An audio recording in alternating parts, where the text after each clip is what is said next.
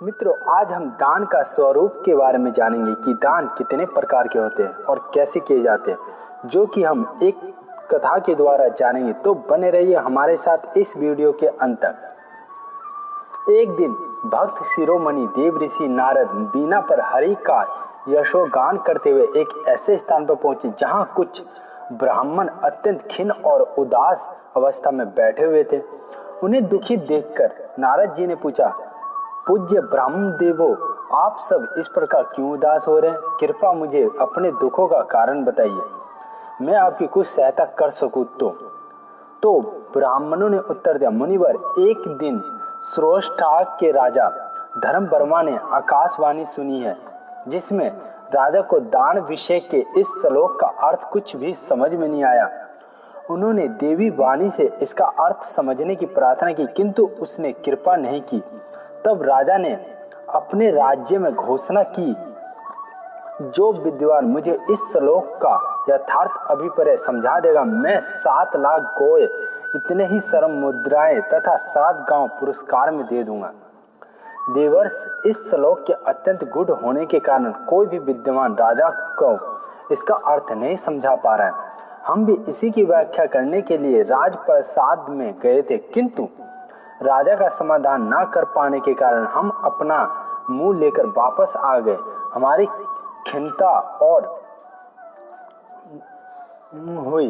ये सुनकर देव ऋषि नारद वृद्ध ब्रह्मा का रूप धारण कर राजा धर्मवर्मा के यहाँ गए और प्रणाम करके बोले, राजन, मैं आपका श्लोक की व्याख्या करने के लिए आपके समक्ष उपस्थित हुआ हूँ, तो कृपया बताएं।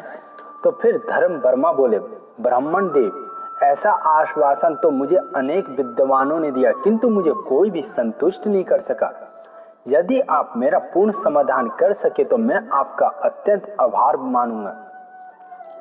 नारद जी ने निवेदन किया, राजन, इस श्लोक का तात्पर्य यह है कि दान के हेतु या प्रेरक भाव होते हैं श्रद्धा और शक्ति। दान की श्रेष्ठता उसकी अधिकता पर निर्भर नहीं करती, अपितु यदि न्याय से उपार्जित धन श्रद्धा पूर्वक यथाशक्ति दान के रूप में दिया जाए तो वो थोड़ा होने पर भी भगवान की पूर्ण प्रसन्नता और अनुग्रह का कारण होता है। दान के 6 अधिष्ठान होते हैं, जिनके आधार पर वो स्थित रहता है। वे हैं धर्म, अर्थ, काम, लज्जा, हर्ष और भय। दान के 6 अंग होते हैं, दाता, प्रतिग्राहिता, दान लेने या स्वीकार करने वाला, शुद्धि, धर्मयुक्त, देय, वस्तु, देश और काल। दान के 2 फल होते हैं, ये लोक और परलोक। इस लोक में अवैधु या उन्नति और परलोक में सुख और कल्याण। दान के 4 प्रकार होते हैं, ध्रुव, तिक्र, काम्य और नैमित्तिक। प्याऊ, बाग, बगीचा, तालाब, बावड़ी, विद्यालय, चिकित्सालय, पुस्तकालय, अनाथालय निर्माण आदि सार्वजनिक कार्यों के लिए किया गया दान चिर स्थायी या नित्य होने के कारण ध्रुव कहलाता है तथा वह दाता की सब कामनाओं की पूर्ति करने वाला होता है। जो दान संतान विजय और ऐश्वर्य की प्राप्ति के लिए प्रतिदिन दिया जाए उसे त्रिक कहते हैं। ये पुत्रेष्णा, वित्तेष्णा और लोकेष्णा, इन तीनों ऐसनाओं की पूर्ति के लिए किए जाने के कारण तिक्र कहलाता है। जो दान काम्य पदार्थों की प्राप्ति के लिए किया जाए उसे काम्य कहते हैं। जो दान विशेष अवसरों के लक्ष्य में विशेष कर्म और गुणों के देखते हुए अग्निहोत्र के बिना किया जाए वह नैमित्तिकता कहलाता है। दान के 3 भेद हैं, उत्तम, मध्यम और कनिष्ठ। उत्तम कोटि के पदार्थों का दान उत्तम, मध्यम कोटि के पदार्थों का दान मध्यम, कनिष्ठ कोटि के पदार्थों का दान कनिष्ठ कहलाता है। दान देकर पछताना, कुपत्रों का दान देना और श्रद्धा के बिना दान देना, ये 3 कार्य दान की नाशक हैं, क्योंकि इनके कारण किए कराए दान भी निष्फल हो जाते हैं। धर्मवर्मा इस अद्भुत व्याख्या को सुनकर गदगदा हो उठे। वे बोले, मुनिवर, मुझे लगता है कि आप साधारण मनुष्य नहीं हैं। मैं आपके चरणों में मस्तक नवाकर प्रार्थना करता हूँ कि आप मुझे अपना यथार्थ परिचय दीजिए। फिर नारद जी ने कहा, राजन, मैं देव ऋषि नारद हूँ। इस श्लोक की व्याख्या के पुरस्कार के रूप में आप मुझे जो भी आदि संपत्ति देना चाहते हैं उसे मैं आपके पास ही धरोहर के रूप में रख देता हूँ। आवश्यकता पड़ने पर मैं आपसे ले लूँगा। ये कहकर वे वहाँ से चले गए और रेवत पर्वत पर आकर विचार करने लगे, यदि कोई योग्य ब्राह्मण मिल जाए तो मैं ये भूमि आदि संपत्ति उसे दे दूं। तब उन्होंने 12 प्रश्न तैयार किए और उन्हें गाते हुए पृथ्वी पर विचार करने लगे। पहला प्रश्न, मार्तकाय क्या है और कितनी है? 25 तत्वों से बना विचित्र घर कौन कौन सा है? अनेक रूपों वाली स्त्री को एक रूप वाली बनाने की कला कौन जानता है? संसार में विचित्र गाथाओं की रचना करना कौन जानता है? समुद्र में सबसे बड़ा ग्रह कौन सा है? 8 प्रकार के ब्राह्मण कौन कौन से हैं? चारों युगों के आरंभ के दिन कौन से हैं? 14 मनवतारों को भ्रम किस दिन हुआ था? सूर्य देवता रथ में पहल किस दिन बैठे थे? प्राणियों को कृष्ण सर्प की तरह पीड़ित करने वाला कौन है? इस महान विश्व में सबसे अधिक बुद्धिमान कौन है? 2 मार्ग कौन से हैं? ये सभी उपयुक्त प्रश्न थे जो पूछते हुए देवऋषि नारद ने सर्वत्र भ्रमण किया, किंतु कहीं भी उन्हें इनका उचित समाधान नहीं प्राप्त हुआ। अंत में वे कलाप नामक गांव में पहुंचे, जहां 84,000 ब्राह्मण नित्य प्राप्ति विद्यमान अग्निहोत्र और तपस्या आदि में रत रहते थे। वहां भी उन्होंने अपने प्रश्नों का दोहराया। देव ऋषि के प्रश्न सुनकर ब्राह्मणों ने कहा, मुनि, आपके प्रश्न तो बालकोचित है।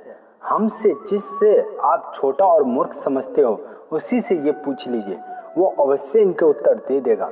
ये सुनकर देव ऋषि नारद ने एक बालक की ओर संकेत किया। उसका नाम था सुतानु। उसने उठकर देव ऋषि के चरणों में प्रणाम करके कहा, महर्षि, इन प्रश्नों का उत्तर देना मैं अपने लिए विशेष गौरव का विषय नहीं समझता, किंतु आपको मेरे गुरुजनों के प्रति संचय ना हो जाए इस दृष्टि से इनका उत्तर देना आवश्यक ही है। अच्छा, सुनाइए आप अपना प्रश्न। क्या है आपका प्रश्न? पहला, ओम और आ आदि 52 अक्षर ही मार्तकाय हैं। 25 तत्वों के 5 महाभूत, 5 काम इंद्रियां, 5 ज्ञान इंद्रियां, 5 विषय, मन, बुद्धि, अहंकार, प्रकृति तथा पुरुष से बना घर, ये शरीर ही है।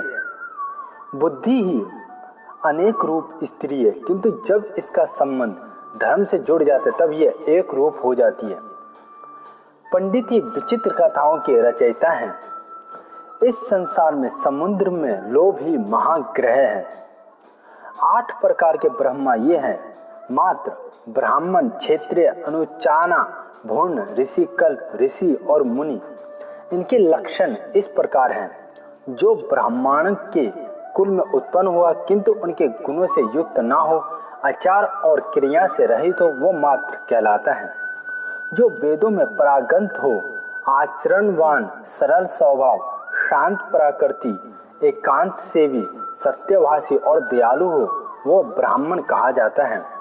जो वेदों की एक शाखा का 6 अंगों और स्रोत विधि को से अध्ययन करके अध्ययन, अध्यापन, यजन, याजन, दान और प्रतिग्रह, इन 6 कर्मों में रत रहना हो, उस धर्मवेद ब्राह्मण को क्षत्रिय कहते हैं। जो ब्राह्मण वेदों और वेदांगों के तत्वों को जानने वाला, शुद्ध आत्मा, पाप रहित, क्षत्रिय के गुणों से संपन्न, श्रेष्ठ और प्राज्ञ हो, उसे अनुचान कहा गया है। जो अनुचान के गुणों से युक्त हो, नियमित रूप से यज्ञ और स्वाध्याय करने वाला, यज्ञ शेष का ही भोग करने वाला हो, वह जितेंद्रिय और उसे शिष्ट जनों ने भून की संज्ञा दी है। जो समस्त वैदिक और लौकिक ज्ञान प्राप्त करके आश्रम व्यवस्था का पालन करे, नित्य आत्मवशी रहे, उस ज्ञान योनियों को ऋषि कल्प नाम से स्मरण किया गया है। जो ब्राह्मण अगरसन का अधिकारी, नियत आहार करने वाला, संचय रहित, साप देने और अनुग्रह करने में सामर्थ्य और सत्य प्रतिज्ञा हो, उस ऋषि को पदवी दी गई है जो कर्मों से निर्वर्त संपूर्ण तत्व का ज्ञाता, काम क्रोध से रहित है, ध्यान निष्क्रिय और दांत हो, मिट्टी और सोने में समाभाव रखता हो, उसे मुनि के नाम से सम्मानित किया गया है। सतयुग का प्रारंभ कार्तिक शुक्ल नवमी को, तैत्रा युग वैशाख शुक्ल को, तृतीय युग को द्वापर का माघ कृष्ण अमावास्या को और कलयुग का प्रारंभ भाद्र कृष्ण त्रयोदशी को हुआ था। अतः ये तिथियां युगों की आदि तिथियां हैं।